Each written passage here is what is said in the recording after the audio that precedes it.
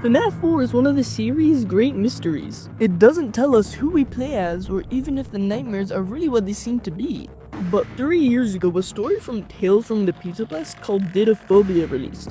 Didophobia is the third story from B72, the final Tales from the Pizzaplex book. The word itself means an irrational fear of repetition, which is fitting because in this story, a 7-year-old boy named Rory is forced to relive the exact same nightmare every single night. Nightmares that are nearly identical to what we see in FNaF 4. Since FNaF 4 is still one of the most confusing and debated games in the entire franchise, I started wondering, what would change about the timeline if we actually applied Didophobia to the games? For the people out there who haven't spent hours of their life reading every single FNaF book Scott mass produces,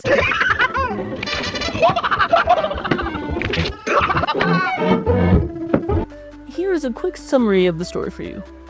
The story follows a boy named Rory who's been trapped in the same nightmare every single night. Each one takes place in his bedroom where he's attacked from all sides by the nightmare animatronics from FNaF 4. A fox crawling out of his closet, a chicken and bunny looming in the doorways, and a bear hiding beneath his bed. Rory recently turned 7, but he's still having these nightmares, but the story takes us through the rest of his day when he's not asleep. He wakes up, gets ready for school, and we're given a house description that's almost one-to-one match with the FNaF 4 house. He eats, grabs his backpack, and heads for the front door, only to realize he doesn't know where the front door is. For some reason, he can't remember where it's meant to be. So Rory spends the entire day wandering the house, and before he knows it, it's nighttime again.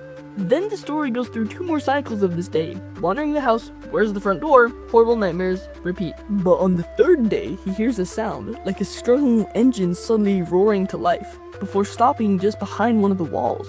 That night, Rory goes to sleep, and for the first time, the nightmares don't come. When he wakes up, everything is different. The house that was once spotless is now rusted, rotting and covered in dust and mold. Even stranger, Rory himself looks different, taller, older, much older than he thought he was.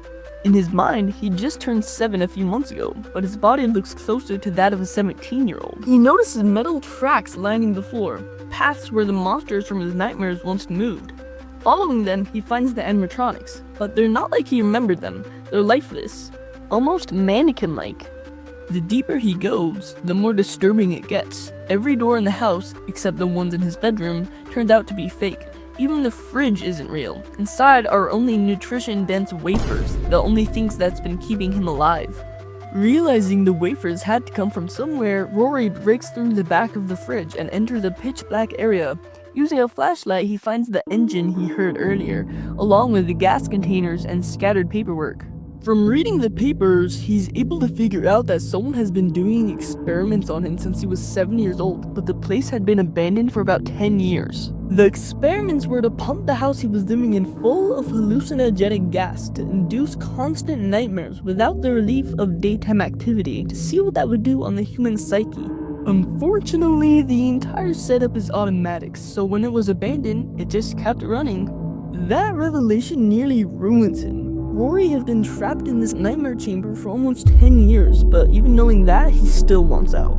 As he continues exploring, he stumbles into a large hall with several purple cloth-covered tables, as well as having deflated balloons scattered everywhere and a faded sign above a large stage which reads Funtime Auditorium. That's right, we learned that these nightmare chambers are attached to the underground FNaF sister location bunker, Circus Baby's Entertainment and Rental, with all the FNaF 4 animatronics present at that location. It makes those mini-games in Help Wanted feel a little less random. Anyways, Rory eventually finds an inactive elevator. Believing it's his way out, he returns to the fake house, trying to figure out how to reroute the generator, the same one that powered the gas, so he can use it to escape. But before he can finish, a voice cuts in. A low, calm voice from a middle-aged man speaks through a hidden speaker, telling him to stop. The voice begins listing everything Rory hated about his life before he came here. His school, his classmates, his parents. Rory started to remember running away, how unhappy he was, and how unwanted he felt.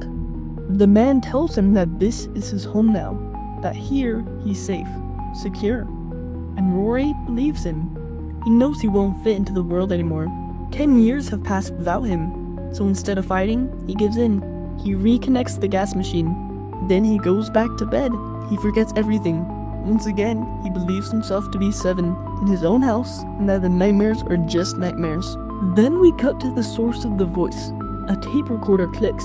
Then it rewinds and clicks again. The cassette was once again ready for the next time Rory wanders too far. So does this book mean that FNaF 4 is us playing as some random kid named Rory being trapped in a nightmare-inducing experiment chamber by William Afton? Probably not. Instead, I think Rory is meant to be a parallel to Michael Afton. Welcome to the first day of your exciting new career. I know a lot of people think that the crying child is the one we play as in FNaF 4, but when you actually look at the game and the evidence around it, the idea starts to fall apart pretty quickly. Because of the very first scene of FNaF 4, we're shown the crying child's bedroom, and the room is clearly not the same bedroom as the one we play as during the main gameplay. This one has 1 door, 0 closet, a bed that's not in the middle of the room, and only 1 dresser. So either the crying child has himself 2 different bedrooms for some reason, or this one isn't the crying child. Also, who do we play as in sister location? Father, it's me, Michael. So here's the real question. What if William Afton didn't experiment on random children? What if he trapped his own son in those nightmare chambers? A prolonged nightmare experiment that ends sometime after William Afton gets spring-locked. And once Michael finally realizes, he wakes up right in Circus Baby's entertainment and rental, right where we see Michael at the beginning of Sister Location. I know I'm definitely not the first person to say that the player of FNaF 4 is Michael. That idea's been around for a while, but I don't really hear people talking about where Michael is when those nightmares happen. And if it's in the underground bunker, FNaF's sister location will likely happen right after FNaF 4 ends.